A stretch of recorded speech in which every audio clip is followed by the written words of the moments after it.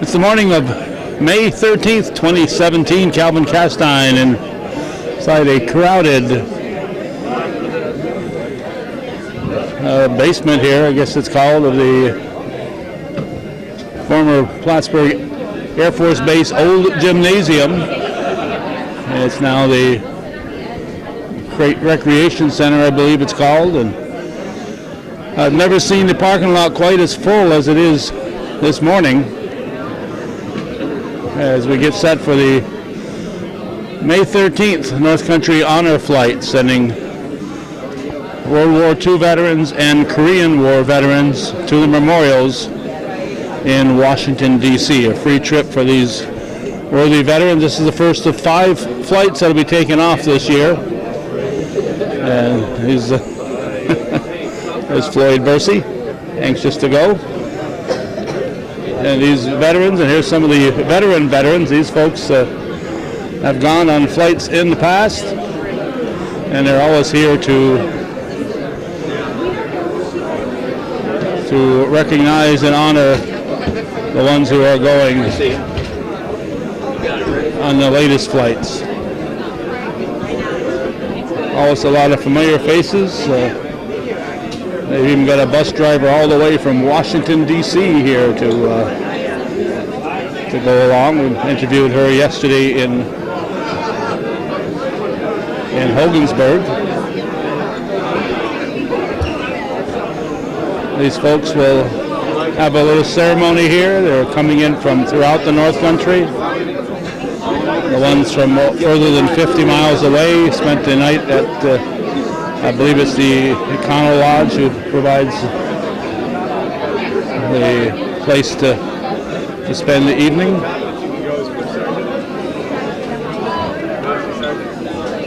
The flight leader today is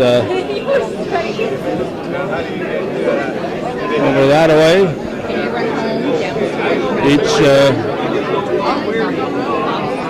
Each veteran has a guardian who goes along with them,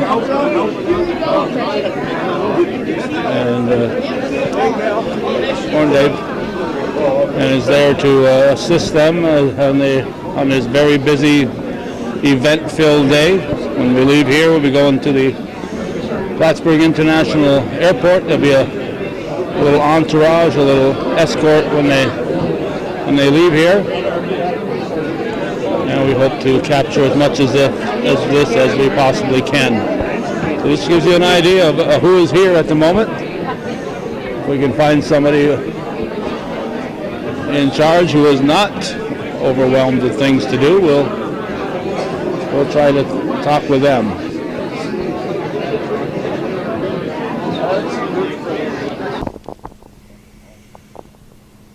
One of the highlights of last year was the donation of this former school bus by the El Sable Valley Central School District, and its transformation into this battleship gray color. This is transporting our hometown heroes. And speaking of hometown, last year in June, our friend Gordy Little passed on, and on just about every honor flight, Gordy was here and enthusiastically sending off the veterans, and they recognize that with this little corner here, our little corner in honor of Gordy Little. So we appreciate the folks at the North Country Honor Flight remembering our colleague Gordy Little and all the 60 plus years that he spent in bringing important events on the radio, and then for the past 19 years of his life with Hometown Cable. These bombs here have the names of all the previous people who have gone on the honor flight. So every time a new flight goes out, a new one will be added. So when we see this bus next, there'll be another one right there. This is the flight that took off in September of last year. But all their names are on here, so if you want to know who has gone in the past, this is a quick way to find out. These are the people who went last year on their flights. They had 4 flights in 2016. So this is the bus, and the veterans and their guardians we loaded in here and transported over to the Plattsburgh International Airport.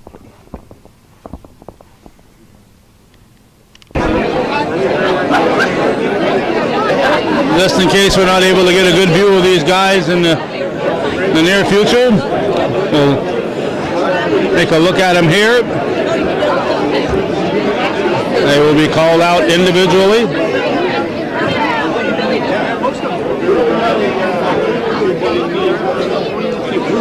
They're sitting here and their guardians behind them.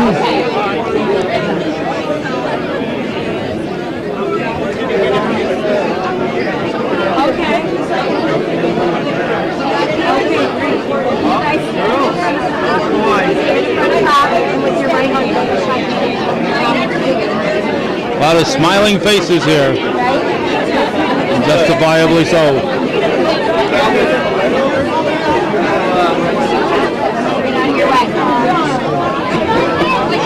Getting a salute. What arm do you do? Right? I think it's right. Peter Ensel the second there, getting a salute from. There you go. Look at Pop. Look at Pop when you Let's do get it. this here. Here we go. Look at that. There you go. Elbow up. Looks like they're ready to sing the Boogie Woogie Bugle Boy, aren't they?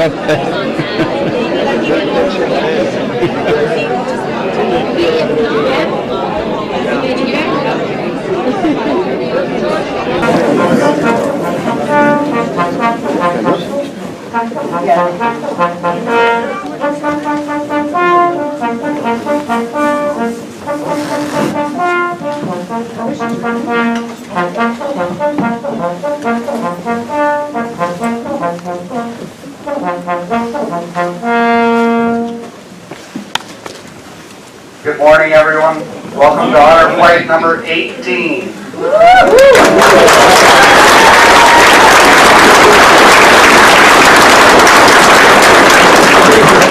After our honorees today return, we'll have sent a total of 270 veterans down to their memorials.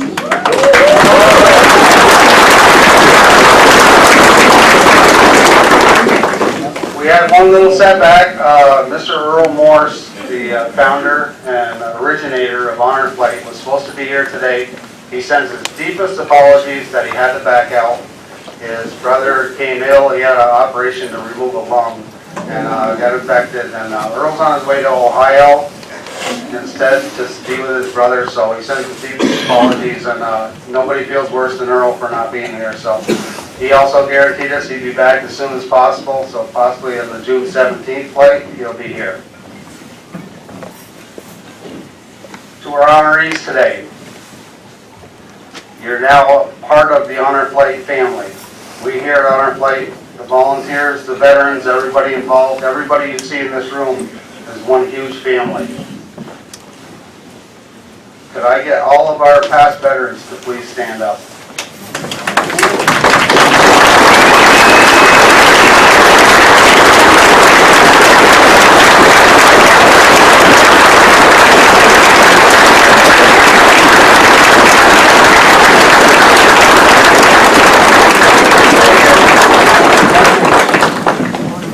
As you can see, our veterans that have gone come back quite often, and we're always happy to see them. If you talk to any of these veterans, they'll tell you one part of their day that really stands out. As incredible as the whole day is, if you ask any of them, they're going to tell you about that bus ride.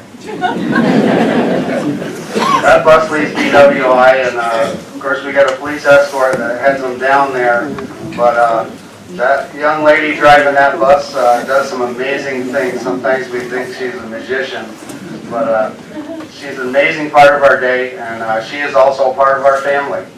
And we are very honored that she chose North Country Honor Flight to come up and visit with us, and she's actually one of our guardians today.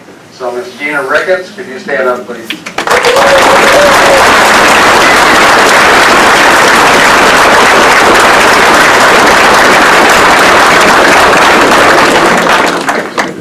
Gina's going to be spending the whole day with us, and actually a couple more days, get to see the area, and she's already said she'll be back. So she's happy to be here in the North Country. We at Honor Flight have many different routes that we go when we put this whole thing together. When we find something good, we stick with it. We've got a master of ceremonies that we think is top shelf, and we can't do any better. So from Mountain Lake PBS, Mr. Tom Hollick.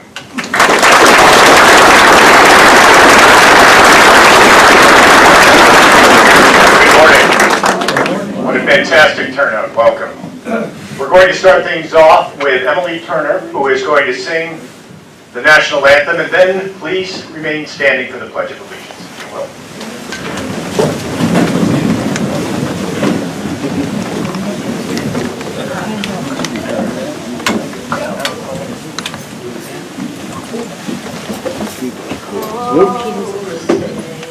Can you see by the dawn's early light what so proudly we hailed at the twilight's last gleam, whose broad stripes and bright stars through the perilous fight o'er the ramparts we watched were so gallantly streaming, and against red glare the bombs bursting in air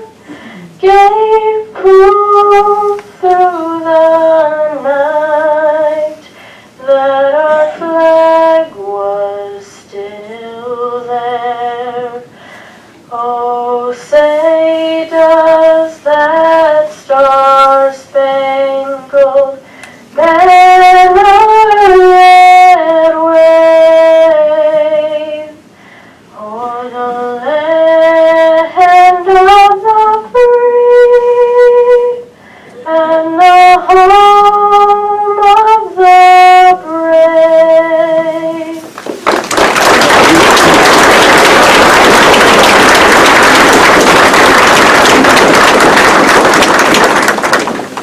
And if you would join in now for the Pledge of Allegiance.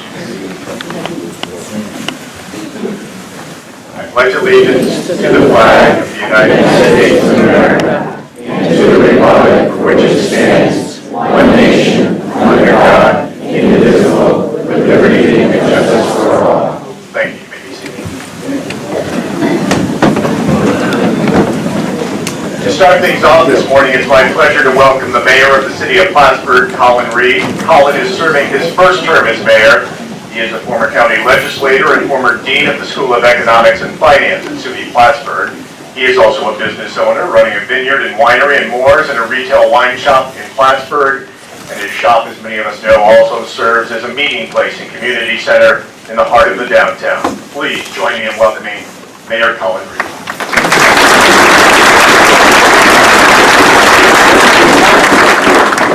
Thank you all for coming today. This is a really exceptional weekend in Plattsburgh. As many of you know, the Clinton Community College graduates graduated last night, and today the SUNY Plattsburgh graduates will be graduating. And they're young people that are full of hope and excitement for the future. And I think today's a really good day to remember that freedom and hope for the future that they have didn't come free at all. It came from the sacrifices of many of the people in this room and the people we're celebrating today, people who risked their lives, many times lost their lives to protect that freedom.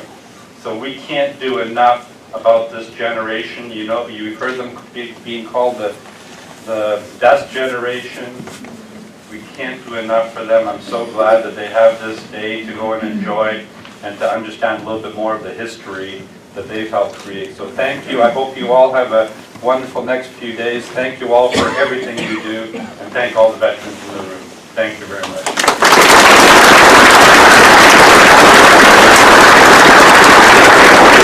Thank you, Mr. Mayor. It is now my pleasure to introduce former Assemblywoman Janet Dupree, who for a decade represented the North Country in the New York State Assembly in the 115th District. She retired at the end of last year after 41 years in public service with the Clinton County Legislature, 21 years as Clinton County Treasurer, and a decade as a member of the New York State Assembly. She has long been a friend and supporter of veterans and North Country Honor Flight. In fact, I believe out of 18 flights, Janet only missed the ceremony for one, and that's because, for two. And I think both times you were in session in Albany at like 5 in the morning, so please join me in welcoming Janet Dupree.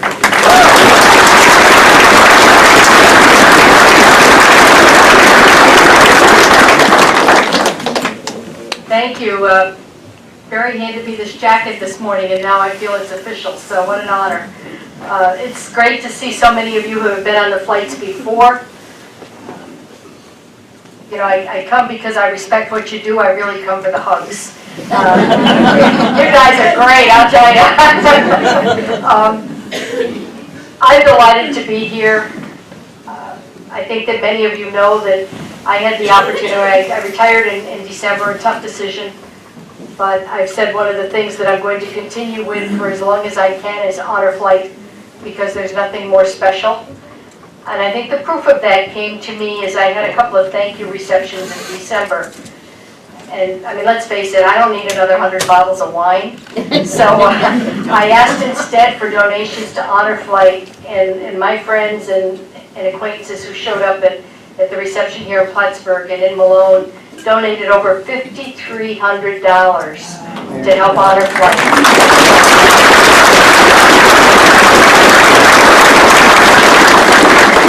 And almost to a person, they thanked me for serving for over 4 decades, but they followed it up by saying, and thank you for giving us the opportunity to contribute to Honor Flight.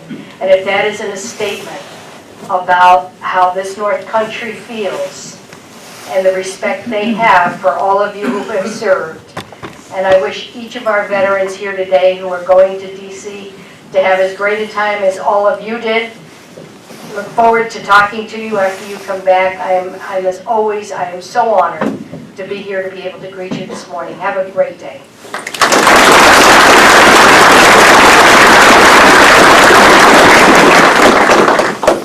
Thank you, Janet.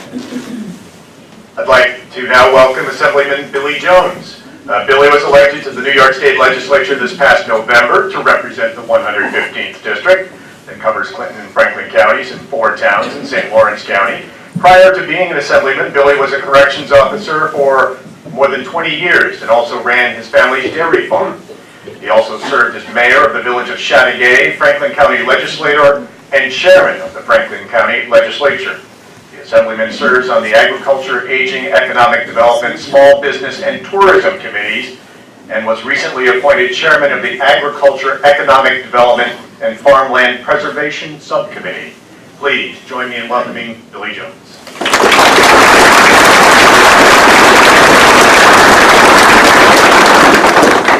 I can't tell you what an honor and a privilege it is to be here this morning. It truly is to honor these veterans and to honor all of our veterans. And thank you so much for what you do for our country.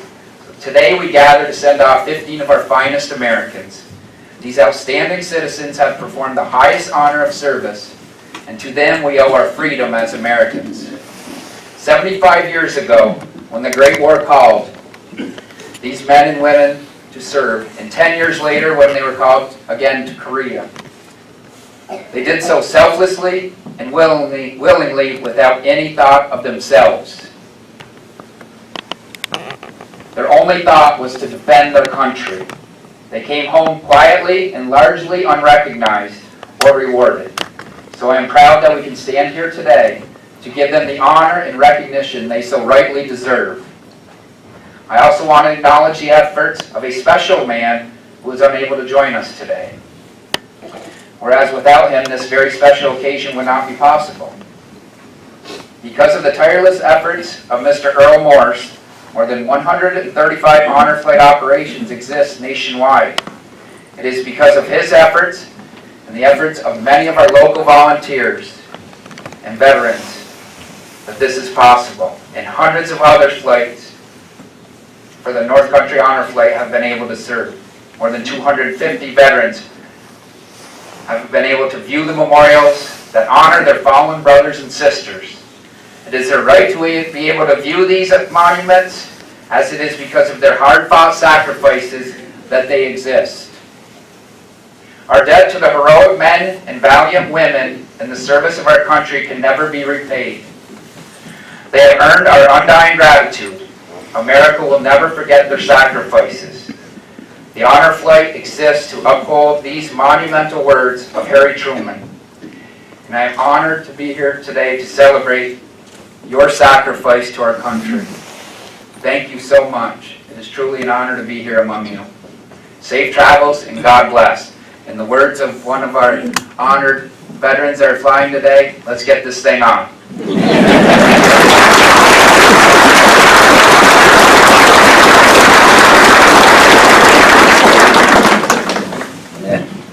It is now my pleasure to introduce Major John Tibbetts with the New York State Police. Major Tibbetts is the commander of Troop B in Raybrook. Troop B is geographically the largest in the state, consisting of more than 8,300 square miles, which is larger than the states of Delaware, Connecticut, and Rhode Island. As commander, Major Tibbetts is responsible for nearly 500 personnel, which includes the Uniform Force, the Bureau of Criminal Investigation, and civilian employees. He has been with the New York State Police for more than 30 years. He worked his way up through the ranks to a lieutenant position in traffic services at the State Police headquarters in Albany, when he transferred to Troop B in January 2005. After a decade as captain in charge of the Troop's Zone 3, which includes all of Essex County, southern Franklin County, and part of Hamilton County, he was named Troop Commander last fall. Please join me in welcoming Major John.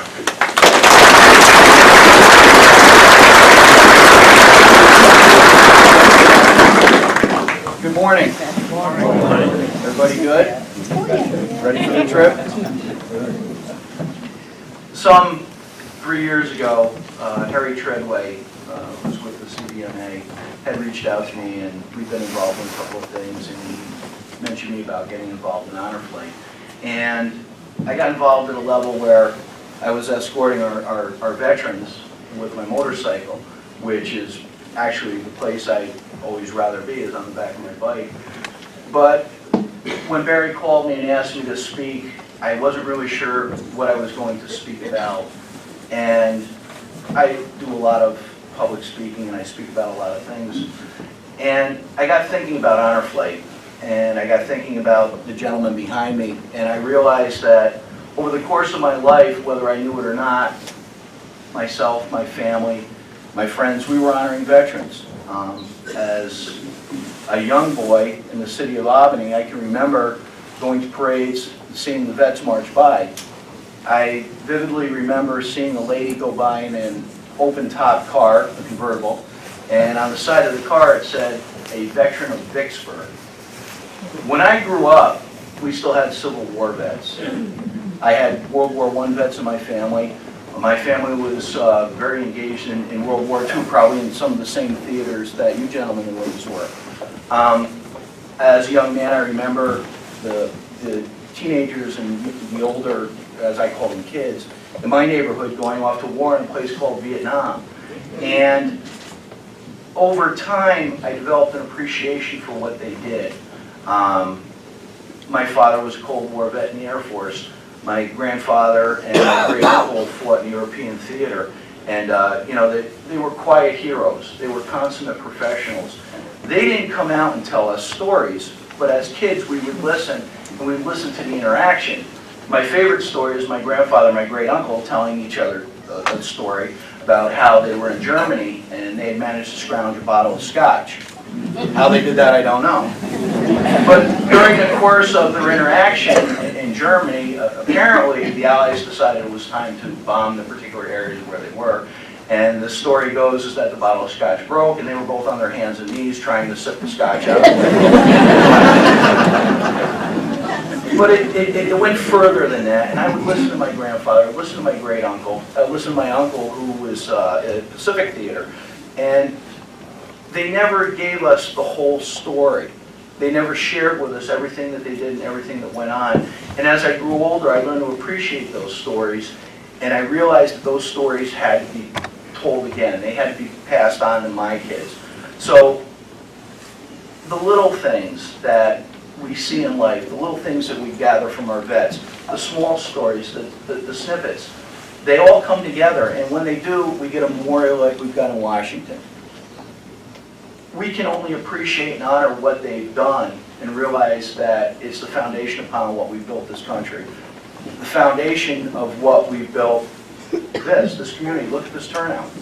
I mean, you know, it's something that we've come to appreciate more and more.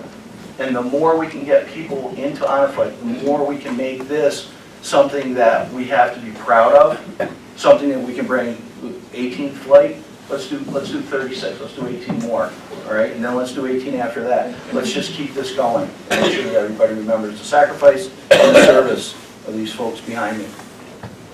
Have a great trip today. I'm honored to be here, and I'll see you when you get back.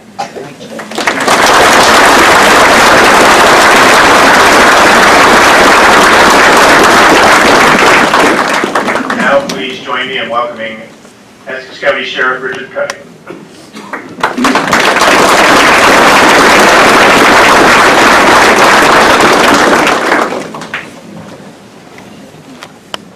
It's hard to follow that.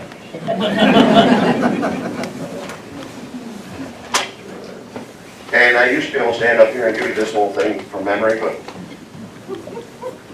my memory isn't as good as these guys. Every flight, we talk about family. Barry, the director, mentioned family when we got up here. We have family here waiting behind us to escort these veterans to D.C. for one of the, I think one of the veterans mentioned a while back, he said that was the greatest day of my life. Until he saw his wife out of the corner of his eye and he said, except my wedding day. Well, that was a good saying. But when we talk about family, there's all kinds of family. As we stand here, we see family of blood, of brothers and sisters and fathers and grandfathers and aunts and uncles that are here to honor these veterans. But we look around a little bit and you'll see a veterans family. You'll see the past veterans that have been on the trip, the current veterans, the people around this room.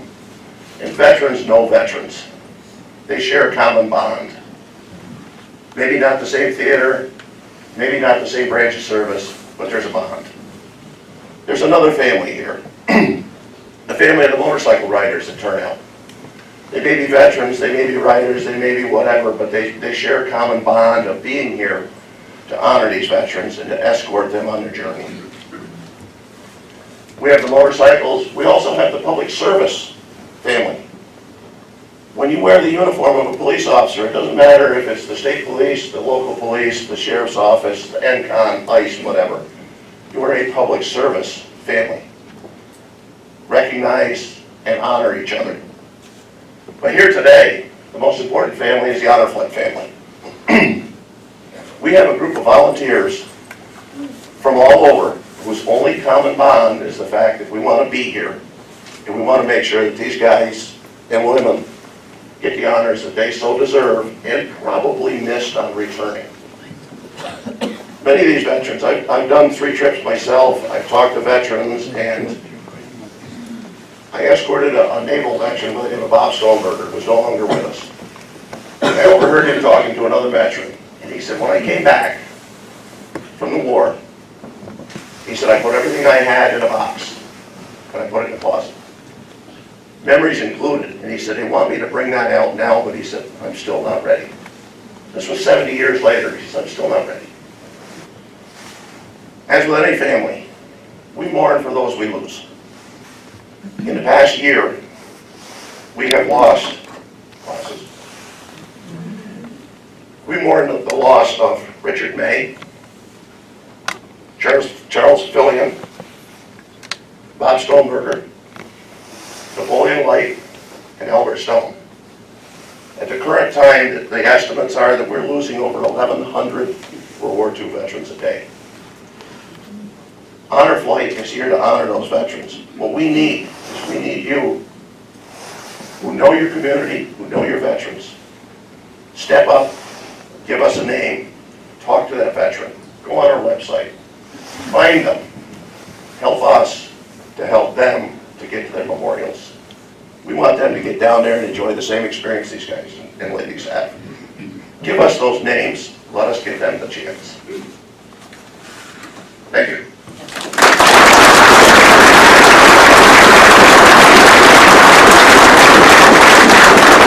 Thank you, Sheriff.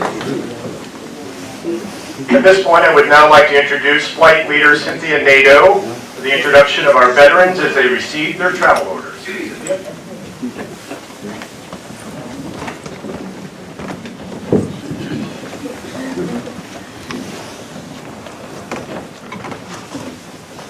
Can't see me. First, I want to say thank you to all my friends. I just want to be like, on that note, Richard F. Hebert, World War II, Branch, United States Army.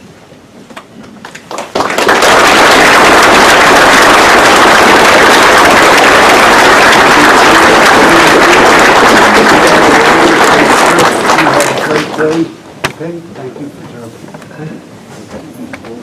Remain seated, please. Richard served from February 1940 to August 1945. His duty assignment was in South Pacific, wherever they sent him. He served in Guadalcanal, Northern Solomons, New Guinea, and Luzon. He was part of the Burial Transport Division. He was tasked to pick up and prepare bodies for transport to the United States. His major battles were the Guadalcanal, which was really bad on it. He said that was the worst one he did. But he said once he got home, it was just one of those things that he just forgot all about it. Thank you for your service.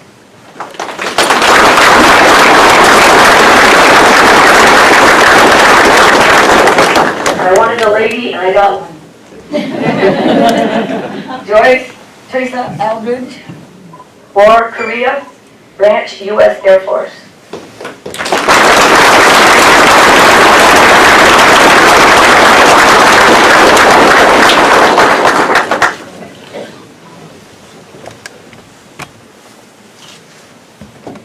Joyce served from October 1953 till June 1956. Her job was machine accountant. She was stationed at Lackland Air Force Base, Texas, Laurie Air Force Base, Denver, Colorado, Mobile, Alabama, Air Force Base, Alabama, and the Air Depot in Germany for 1 year. She didn't see much of Germany except where she was in the office most of the time. Thank you for your service, Joyce.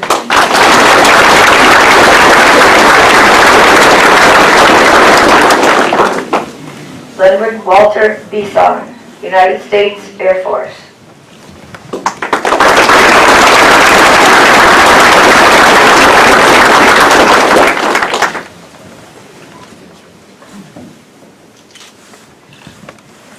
Mr. Bison was in Korea and Vietnam. He spent 35 years in the military, retired as a military member. His dates of service was March 1963 to 1978. The duty assignment was 85th Bomb Squadron, Aircraft Hydraulic Technician. His last assignment was the 55th MEA Recon Squadron, MAC. He was stationed at McKellen Air Force Base, Sacramento, California, Japan, Kadena Air Base in Okinawa, the Aleutian Islands, Saigon, Vietnam, and Sculptor, England. He's been a Legionnaire member for 43 years. Thank you for your service.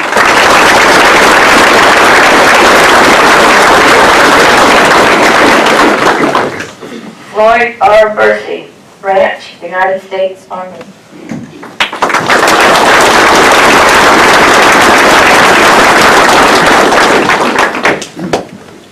Your order today, sir. I hope you have a great time down there. Thank you for your service. Appreciate it very much.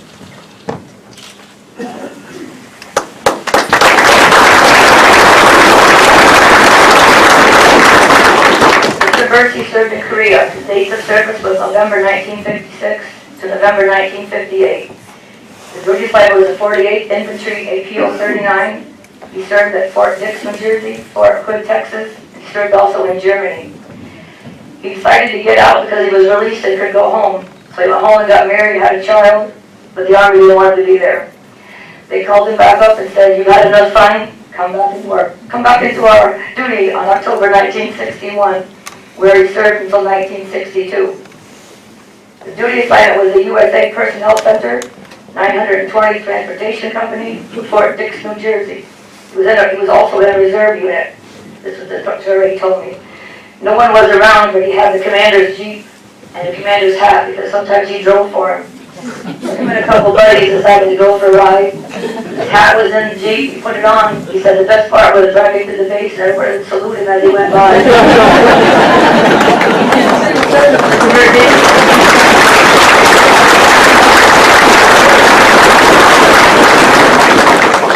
John W. Carver, United States Navy.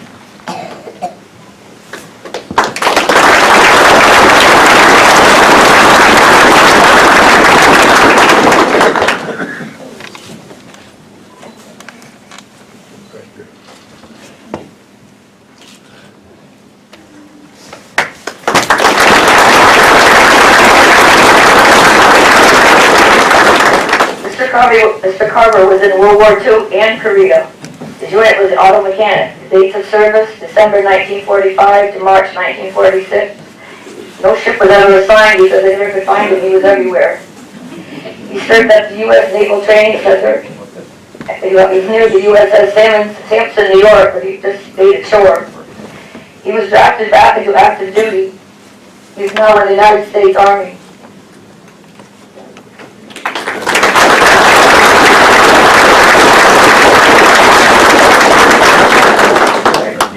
Okay, his duty assignment was 11th Airborne Division. He was stationed at Fort Benning, Georgia. He attended jump school. He became a paratrooper and an anti-tank machine gunner. The dates of service for this hitch was December 1950 to December 1952. He stated his twin brother was in the same area that he was in, and he became his squad leader. He said sometimes it was rough days to tell your twin what you had to do. Thank you for your service.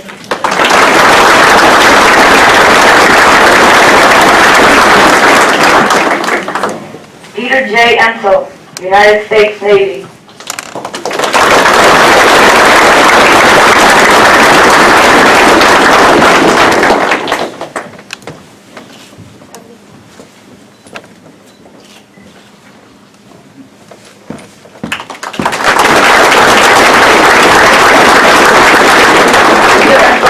Cold War. His dates of service, July 1946 to July 1948. His unit was engineman, 3rd class. He served on the Oregon City. After 2 years, it was a beautiful ship, but they just decommissioned it. For some unknown reason, they just sank it. And he watched. He served in Cuba and Panama. His job title was diesel engine mechanic, and miscellaneous duties as the supervisor assigned him to do. Some days, he said, I didn't know where I was going or what I would be doing. Thank you for your service.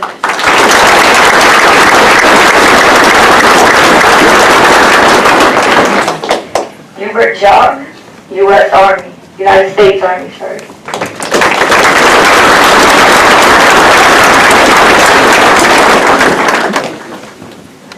Good morning, sir. You have a great trip today. Thank you for your service. Appreciate it.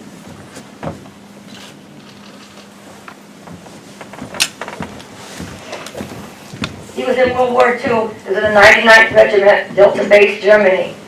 The dates of service was May 1947 to January 1948. Troop C, the 91st, I'm going to say this badly, Constabulary Squadron. His duty title was a heavy weapons crewman, a radio signalman, and also he was a driver for his officer.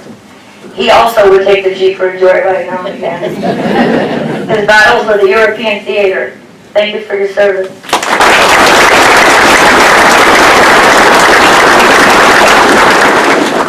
Charles Clifford LaBarge, United States Air Force.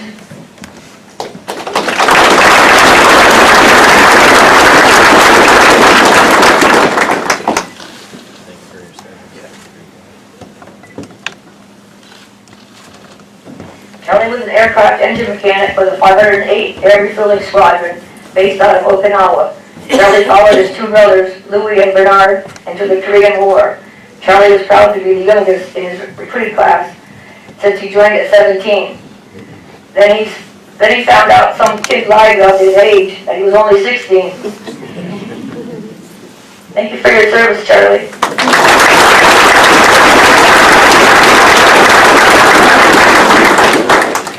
John Leaf, United States Army.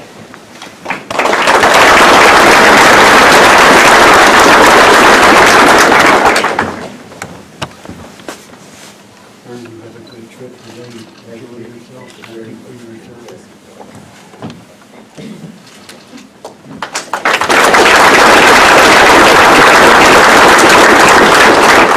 Jack, as he was known by his friends and family, he was in World War II. His dates of service was 1945 to 1946.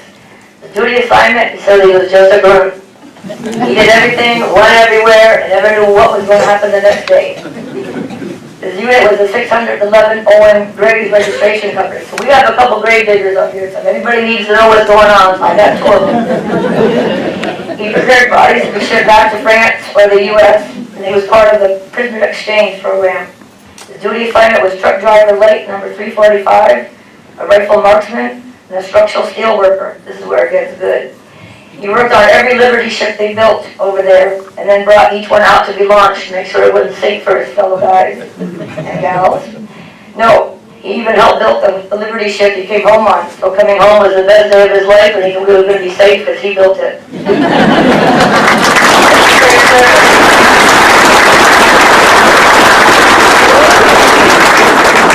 Rudolph T. Meyer, Branch, United States Air Force.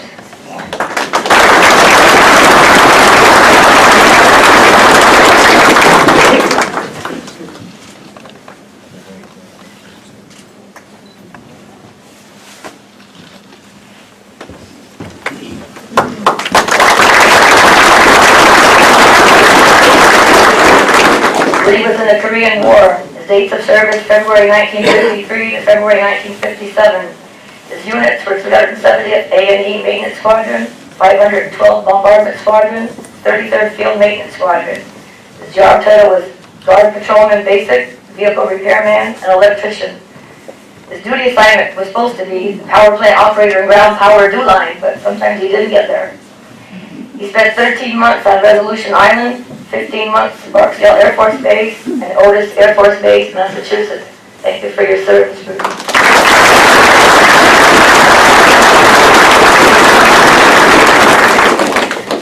Okay, here we go. George Arthur Plummador, United States Navy.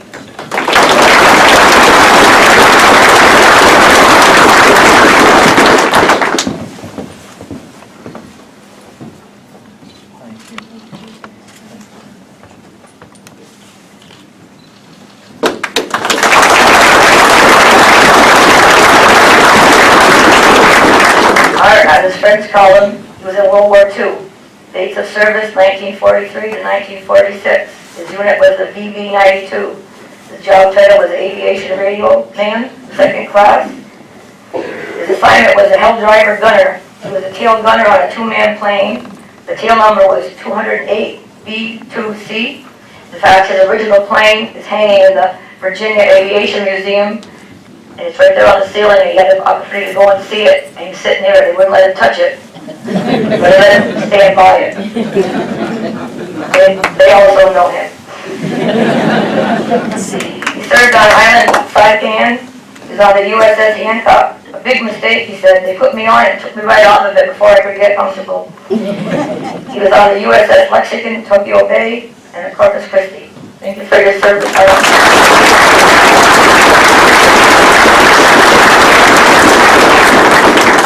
Robert Rock, United States Army.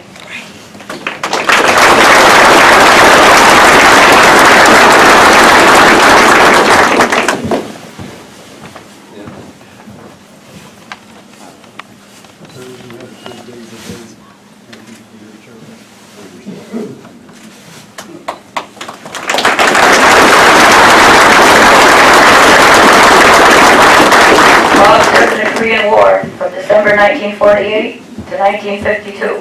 His duty assignment at 24th Infantry Regiment Medic Company. He was in Japan, part of the occupation force. His unit was 4th Hamilton, New Jersey. Duty title was a medic, surgeon's technician. Battles, he stationed in Japan during the occupation force. He said that was a rough time. They were bombing all around him. His story was, his company officer came into the tent looking for volunteers. They called it the white collar inspection. His father was in World War I, and he told him, son, if you ever go in the military, never volunteer. So he didn't raise his hand. Later the siren was blowing and everything was just crazy. Every man in his crew did not return. He was the only one on base that next morning. That was really eerie, he said. There had been extensive bombing in Hiroshima and Nagasaki. He was there when they exchanged Japanese soldiers for American soldiers. He shipped out the next day. The war was over. Thank you for your service.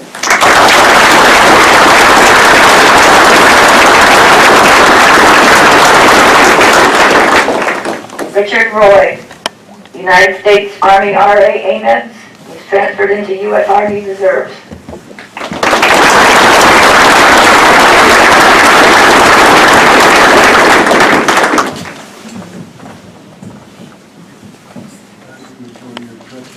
Thank you very much. Thank you.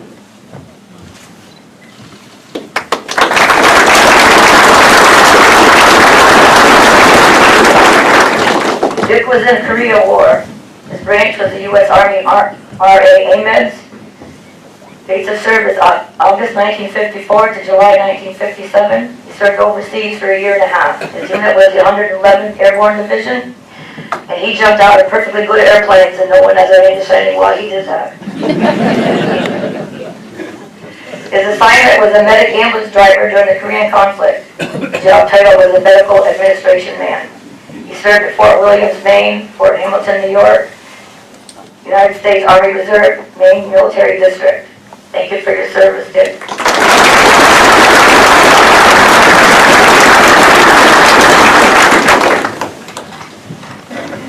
Joseph Malcolm Woodward, United States Army Infantry.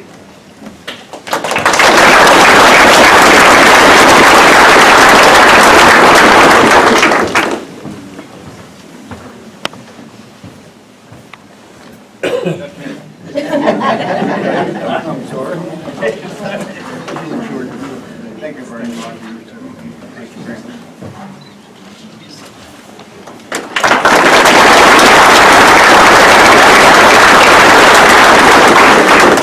Mr. Stone, you must have ran away.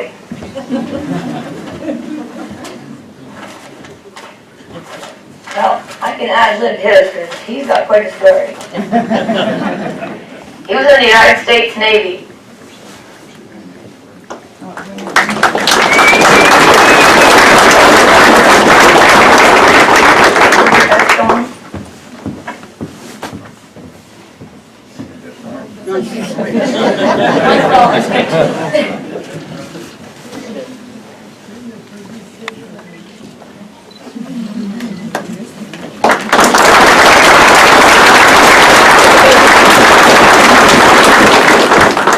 Overseas in Italy, Sicily, and he had quite a story. He was stationed on a ship. He didn't come states, or should say shoreside, for 6 months.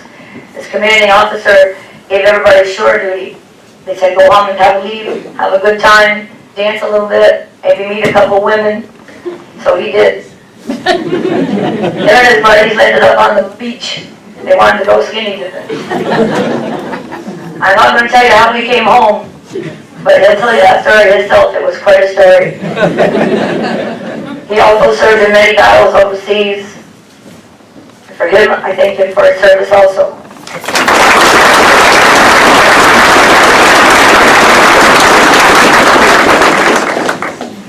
Nicholas Thomas Zioli, United States Navy.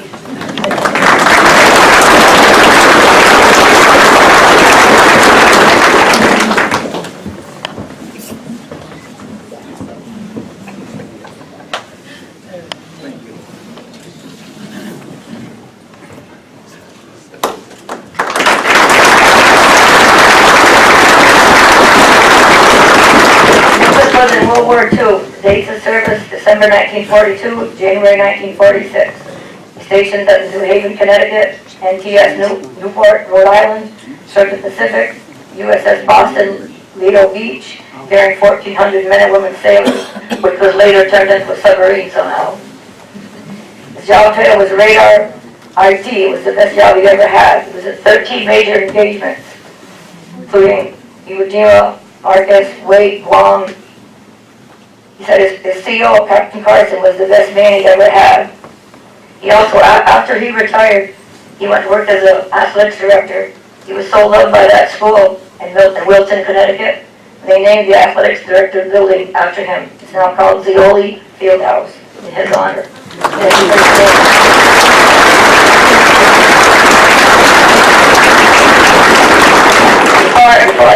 Before I have you come up here, I have one more thing. I have one special thing that I'm not going to read the whole thing, but Mr. Ensel, the mayor of Co-host, wants to honor you.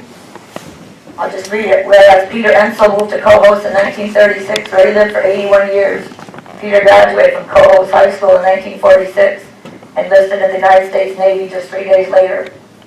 And it was whereas. Now therefore, I, Sean M. Morris, Mayor of the City of Co-host, thank Peter for continuing to live his life in a way that others should evaluate. May God continue to bless you while you share your blessings with others, and do hereby prayer May 13th, 2017 as Peter Ensel Day.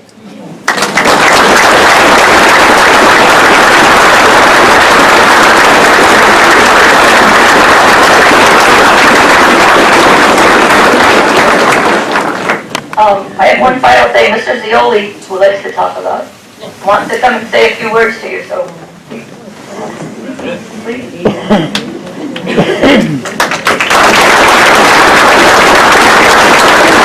On behalf of all of these heroes, we thank you for the love and faith that is here. The police, great. The blue shirts, great. All of you, great. You want to go out and say to your community, we are the best in the world.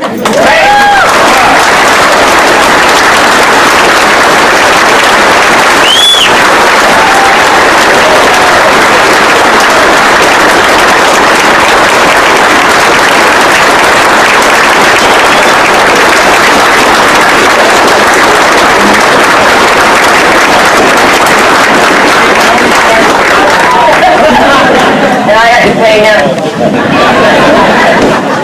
In conclusion, I have one thing to say. Here are 15 of our finest soldiers. My one token lady and my other 14 men. Between them, they have over 15 medals, well-deserved medals. Help me give these guys and gals one of the best days of our life, and you guys have already started it. Thank you so much.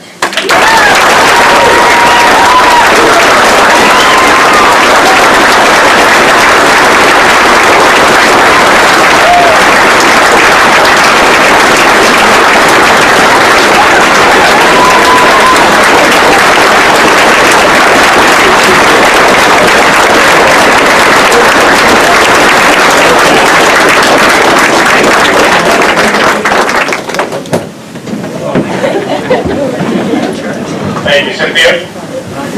I think we have a new MC right here. At this point, I'd like to welcome back Sheriff Cutting.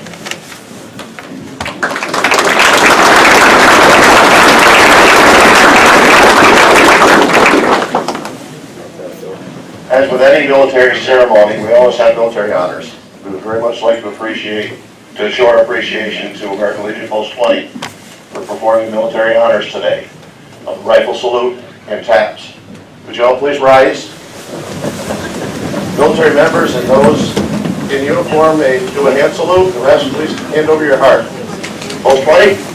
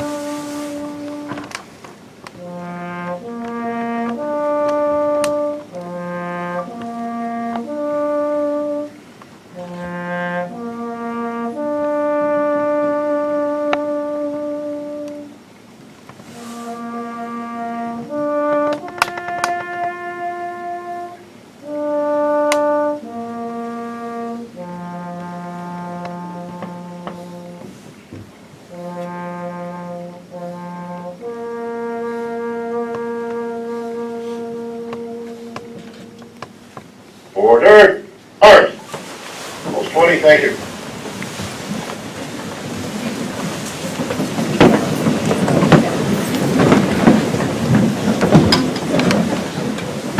I would now like to introduce the Morrisonville Elementary School Choir, the 4th and 5th grade choir, under the direction of Marie Dennis. They are going to perform Red, White, Blue. This is a song that 6th graders wrote with musician Roy Hurd after 9/11, and this is their 9th honor flight ceremony that they're participating in today. Please welcome the Morrisonville Elementary School Choir.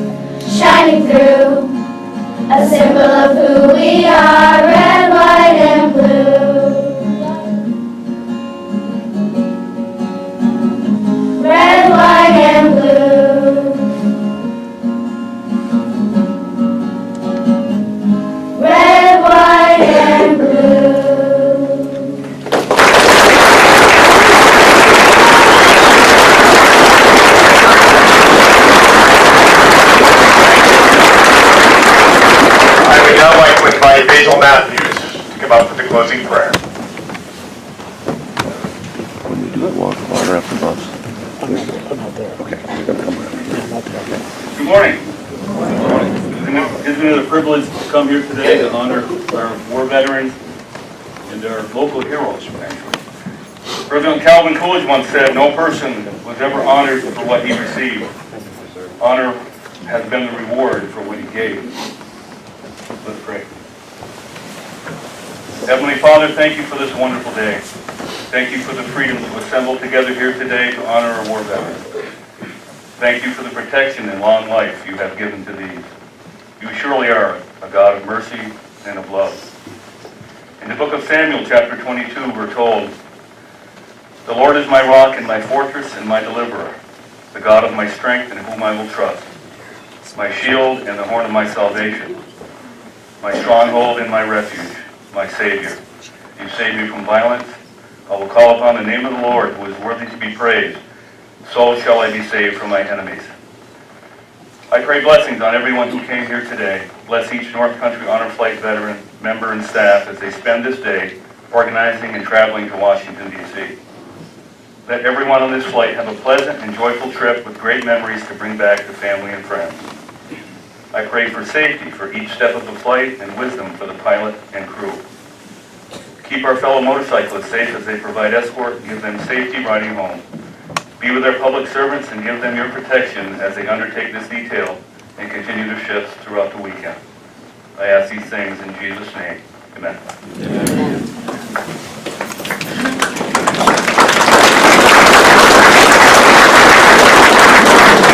Thank you, Bishop. We would like to thank you all for attending. There will be a brief ceremony to welcome our veterans at the newly renovated Plattsburgh International Airport. You are welcome to view the boarding and the takeoff of the aircraft from a designated spot in the parking lot. Now please remember, we're going to be gathering at approximately 10 p.m. for a welcome home reception right here in the Base Oval parking lot tonight. So please join us to welcome these heroes back from their wonderful day in Washington, D.C. And that is a very emotional gathering if you've ever been to that. It rounds out the day beautifully. So if you can come back tonight, you will remember that return home for the rest of your life. So at this time, it is now my pleasure to welcome Executive Secretary Pauline Stone. She is going to introduce our veterans for our Walk of Honor as they board the Honor Flight bus. Pauline.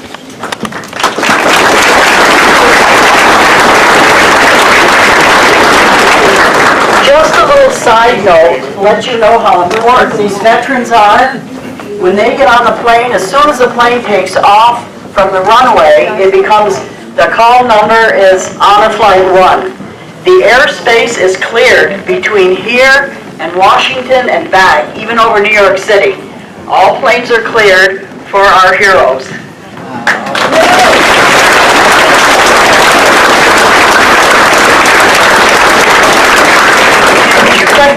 To join over here and form a lane for the veterans as they walk by in their Walk of Honor.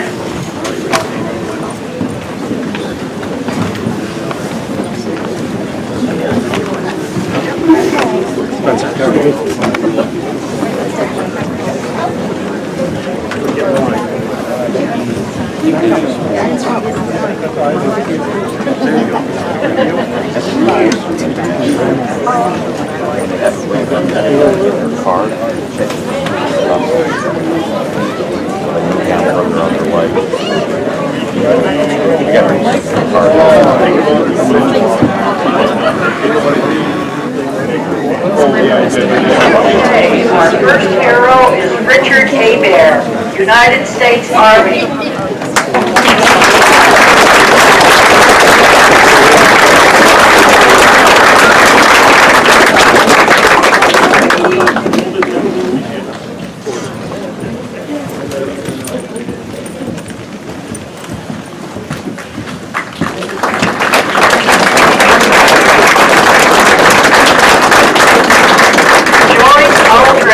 United States Air Force.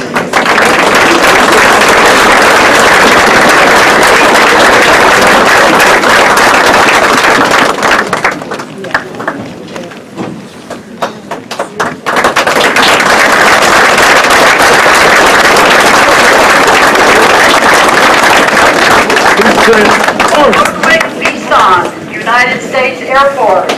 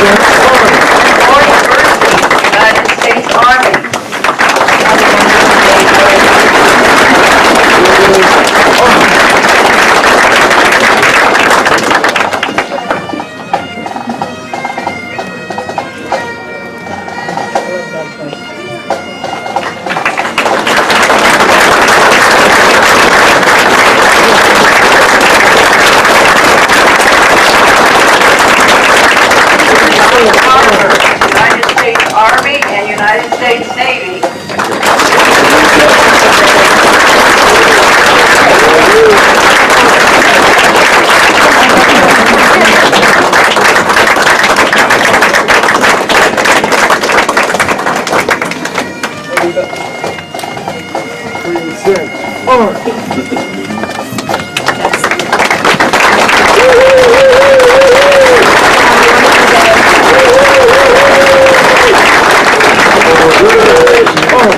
Ensel, United States Navy.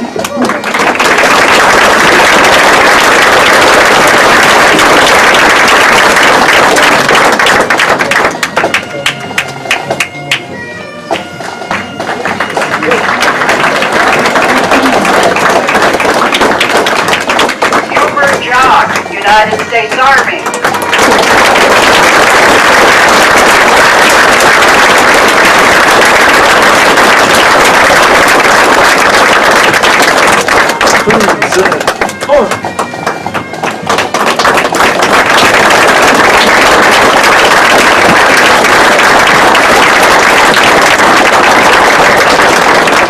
Charles LeBaire, United States Air Force.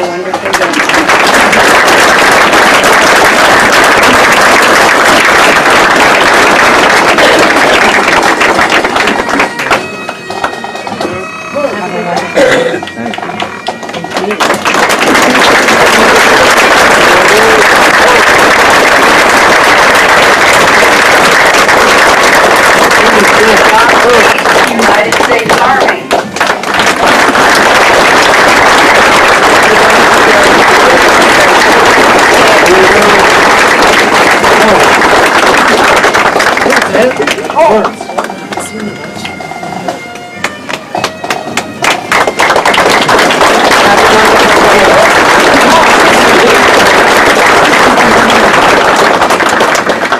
Rudy Minor, United States Air Force.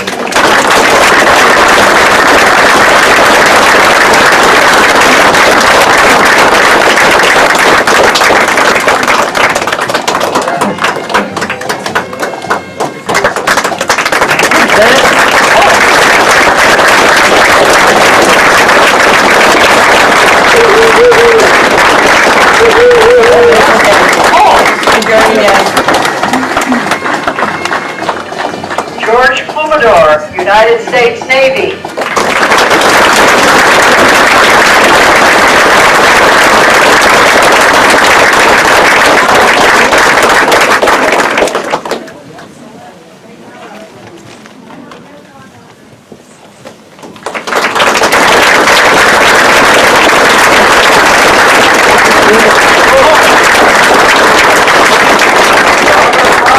United States Army. Have a good day.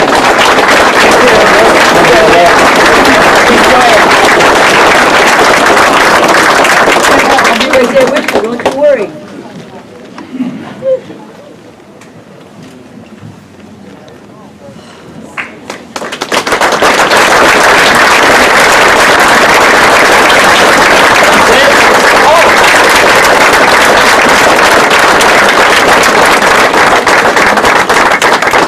Richard Roy, United States Army. Now for the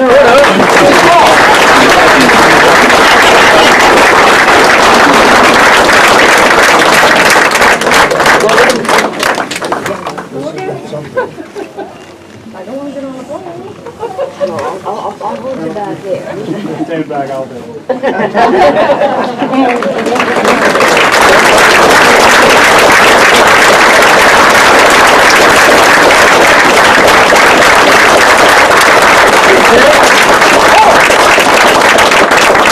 Herman Stone, United States Navy.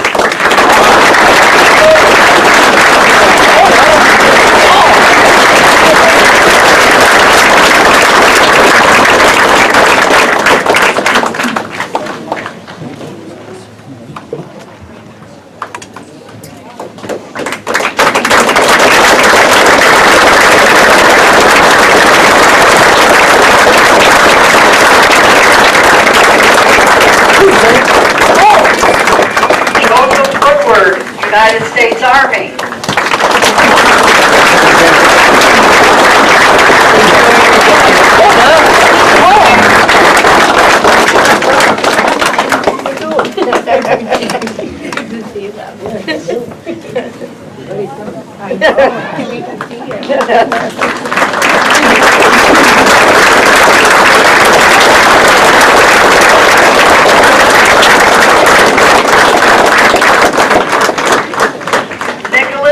Scully, United States Navy.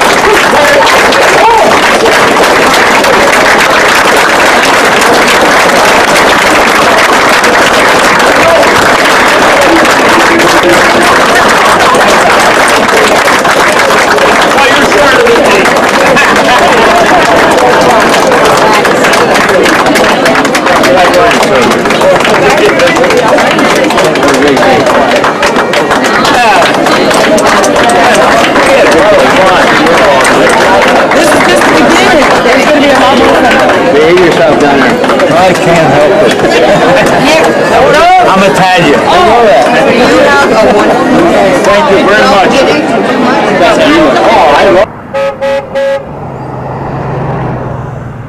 Don't know where the veterans are. We've seen car after car come through. Usually there's the entourage of motorcycles with law enforcement.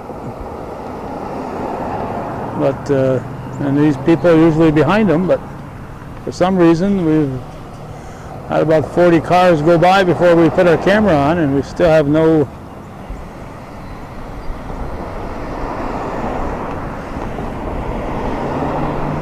idea where the entourage is with the motorbikes and motorcycles and the law enforcement escort with the bus following.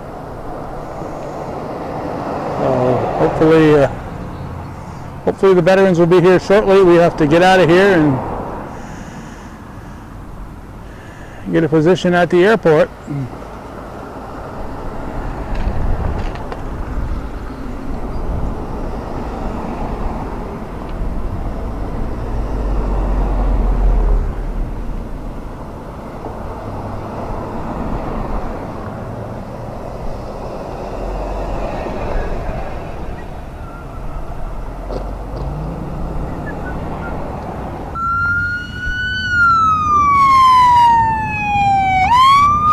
Here they come.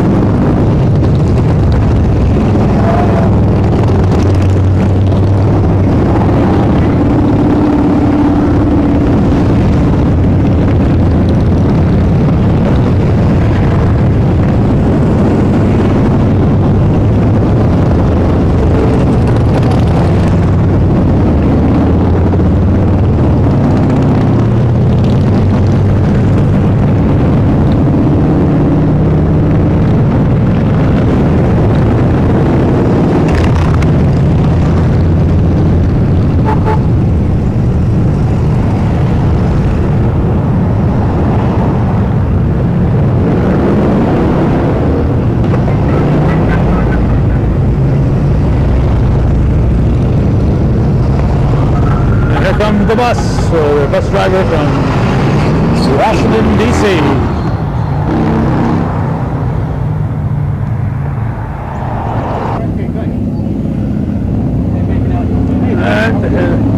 airport now. There's the motorcade. Anybody seen Barry?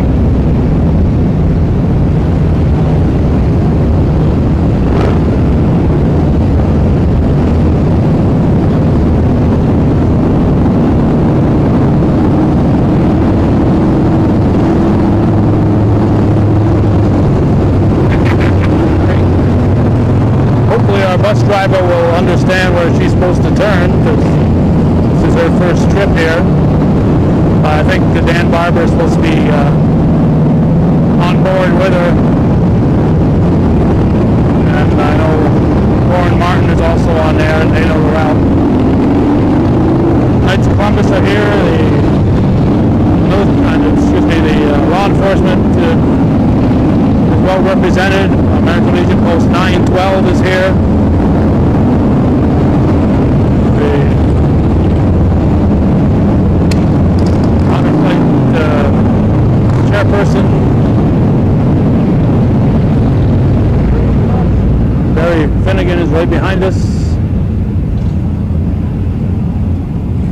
I got to get a position here where I won't be run over and won't be imposing on other folks' view. 10. Sure. Notice how they all stood at attention when I came through. What kind of respect Hometown Cable gets.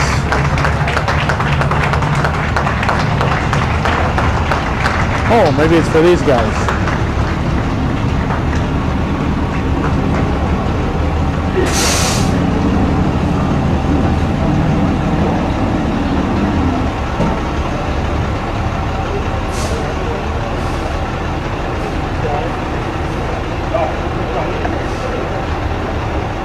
I'm jumping the gun here. May 13th, 2017 honor flight at Plattsburgh International Airport.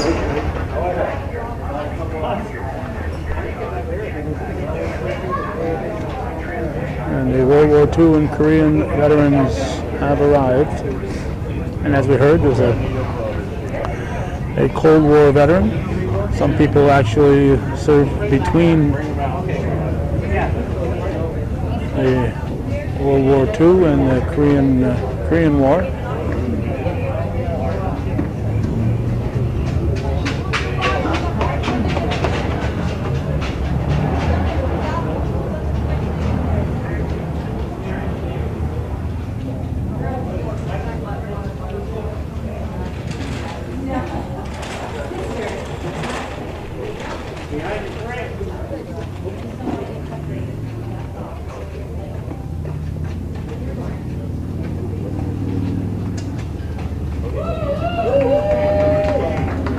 Sounds like the first veteran is about to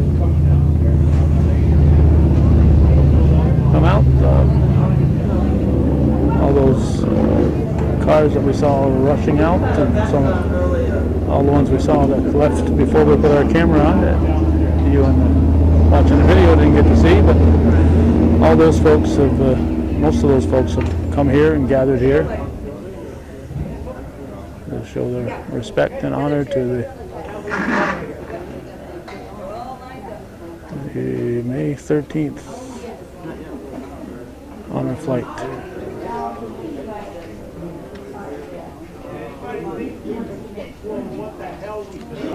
Thank you for being here. Oh my God! Let's hear it! Whoa! Wow!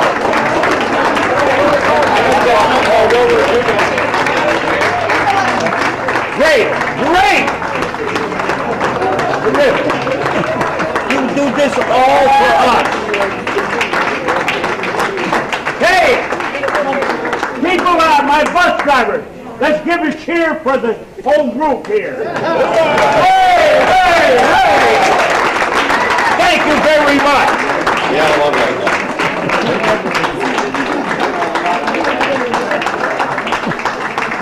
They just might keep him in Washington. He'll be coming out, right?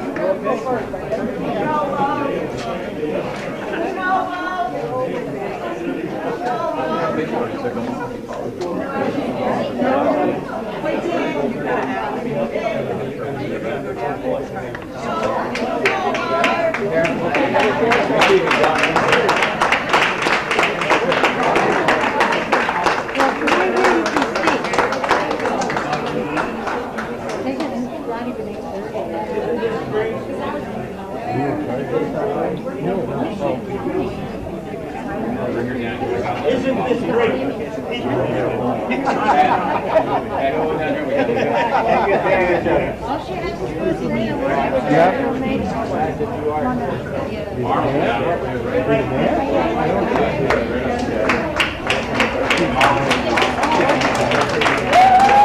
Hey, it's Peter Ensel Day. I had a dog, The hose. so I was outside for some of it.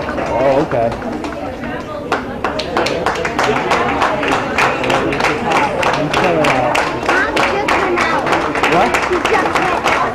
Owen Martin is the assistant flight leader. He'll be the flight leader next time. Cynthia Nato, the lady of the gray shirt on over there, on her flight shirt. This year's honor flight, this week's honor flight.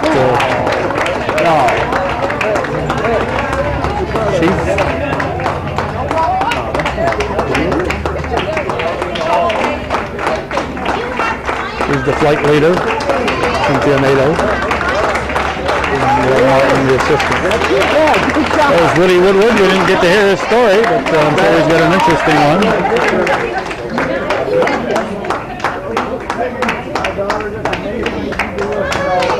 It's a leaf, one of the ones we saw yesterday at Hogansburg. We were in Malone and Hogansburg yesterday and covering their send-off for these veterans from the Franklin County area.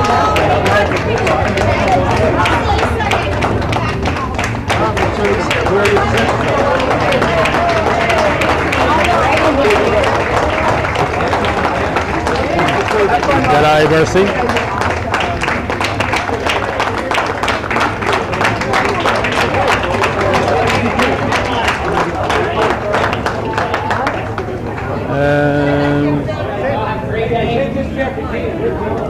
Looks like everybody's off. Whoop. Thank you. Have fun, Cynthia. Have fun. Wait, you see the airplane over by the center. We're gonna go. All right, we're going to follow the folks in here so you can witness what they witness. I can still remember 4 years ago, Gordy Little and I went on the first North Country honor flight.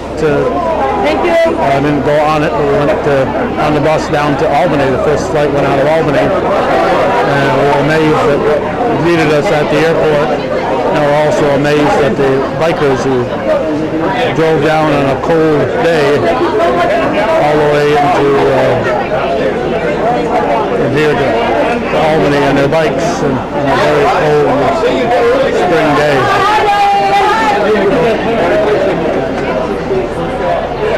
Need a home. Come on. I didn't want to waste the chair. You need all the energy you need. Thank you. I'm hanging my feet on the floor. You gotta get a picture of me.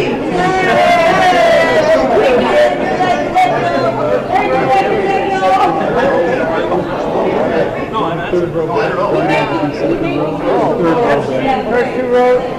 All right. Hear this! Everybody, sit down!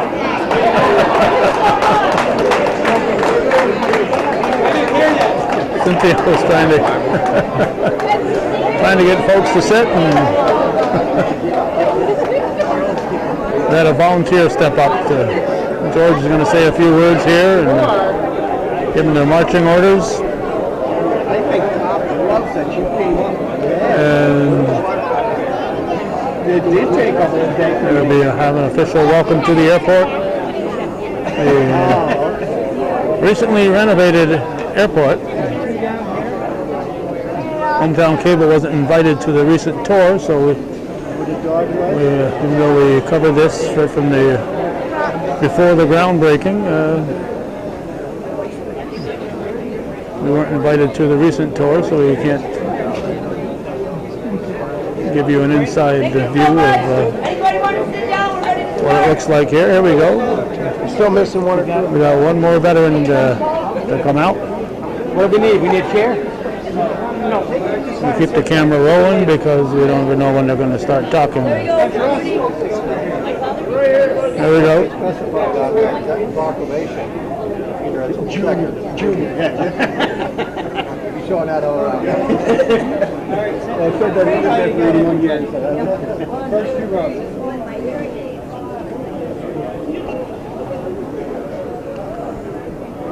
Okay. One more coming. One more coming. There we go. One or two more. No, got one more. One more. I'll give us a chance to zoom in on some of the veterans. 16 back. 16 back. I'm going to add 2 seats right here, Frank. I'll bring 2 seats. Get another seat.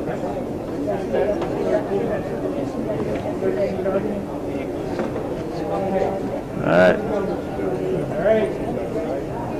Thank you. Ladies and gentlemen, we're on our way.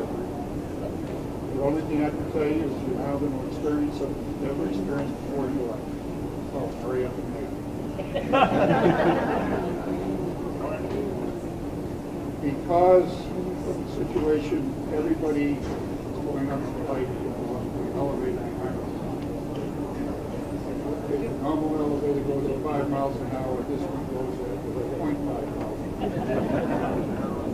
So what I would suggest to you, we'll start at one end, put 4 people on the back,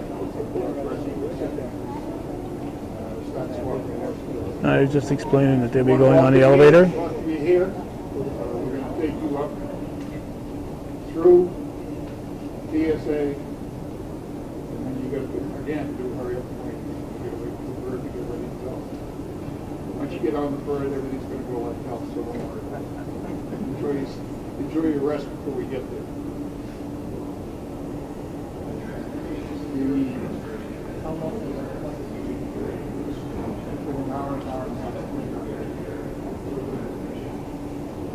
Puddle jumper, so don't expect to go very fast. I'll pick up my voice. There is no voice. Basically, that's it. Until we get done with the speech that we just put in.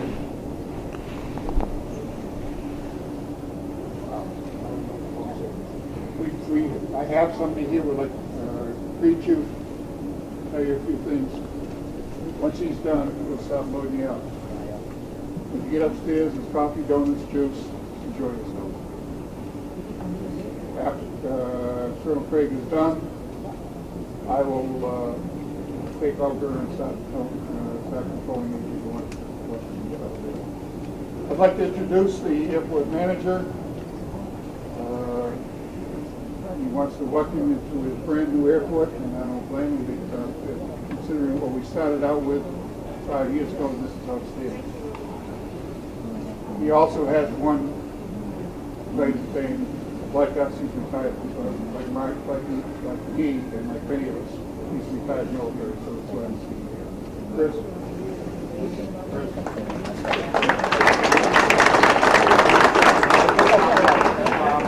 In the interest of time, I'll keep my comment brief. First and foremost, as Mr. King said, I'm Chris Craig. I'm the airport manager. Recently retired from the Air Force Reserve after 30 years, so I'm proud to be one of these folks now, veterans. So I'm joining an elite group, and I appreciate that. And I'm honored to serve with you and have served be part of your group.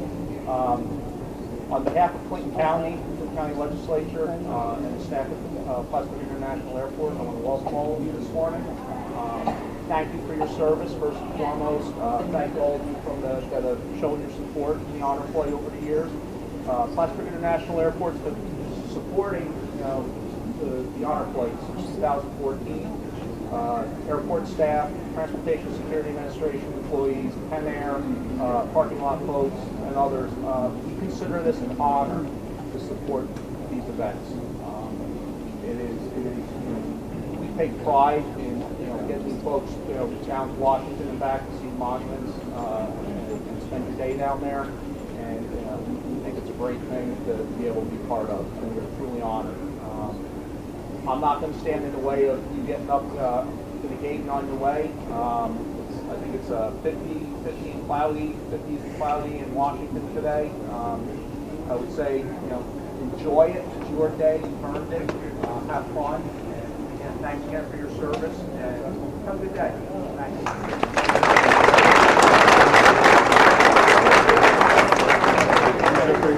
They could definitely use a microphone system here if they're going to do this. So I think we'll probably wrap it up.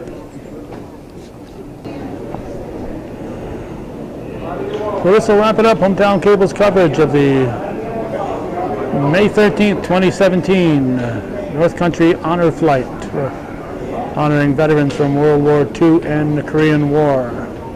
You're watching viewer-supported local television, Hometown Cable. If you'd like Hometown Cable to continue to be here for this and all the thousands of other events we cover, we need your support. This is viewer-supported, and without a very small handful of folks who faithfully support our efforts, our coverage would not be possible. So if you haven't yet become a viewer supporter of Hometown Cable, consider this your opportunity, and thank you all for watching.